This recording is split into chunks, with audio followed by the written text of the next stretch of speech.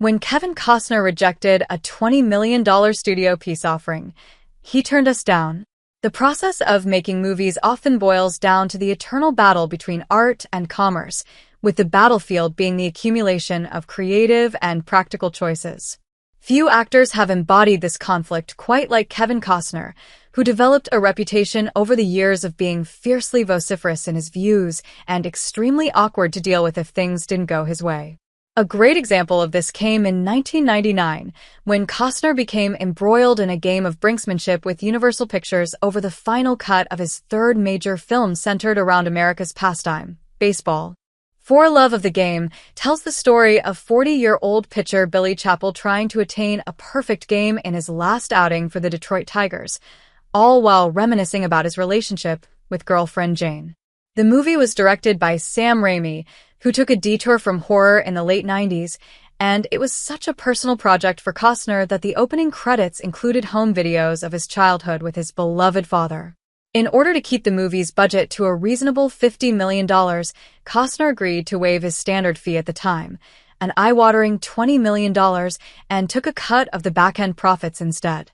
For this, he was given final cut, meaning he had creative control over the film, not the studio.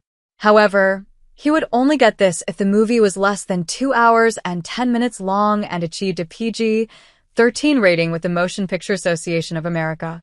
However, when Costner and Raimi delivered the film, Universal wasn't happy. The movie was 2 hours and 17 minutes long, for one thing, although the studio relaxed its demands there and allowed it to stay at that length.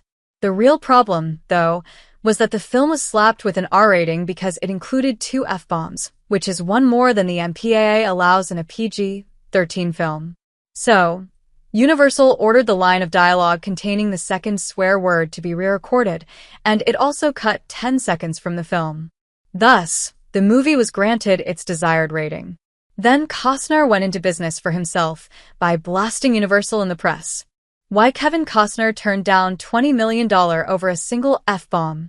For Universal, this movie has always been about the length and the rating, a grumpy Costner told Newsweek a few weeks before the film opened. It's never been about the content. You feel a studio would want to release the best version of the movie, not the one they think appeals to the biggest common denominator. Costner admitted he was disappointed that the studio didn't even attempt to fight the MPAA on the matter, and he mused, "The love of the movies, I believe, is waning."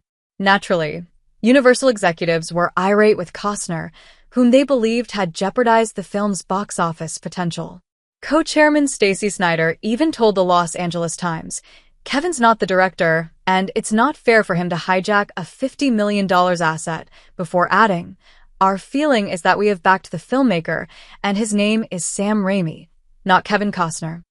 To Costner, though, Universal bowing so easily to the MPAA wasn't a simple compromise. It meant the studio was agreeing to release an inferior version of the film. His pal Armien Bernstein claimed that Costner felt that even if the studio lost the ratings fight, it should still put out the film as an R because it should put out the best possible movie. When Universal didn't do this, Costner strongly believed it revealed he was never considered a true creative partner by the studio. Amazingly, in a move that showed how much Universal valued Costner, even if he could be difficult to work with, the studio offered to pay him $20 million for the fee he waived. "We said, if you feel cheated, we'll write you a $20 million check today," Snider claimed. "And he turned us down." Yes, that's right, Costner said no thanks to the studio's $20 million peace offering because of 10 seconds of a 137-minute movie being cut. Maybe he was sticking to his principles, or perhaps he was still banking on the film being a huge hit, which would make him much more than $20 million when his back-end profits were tallied.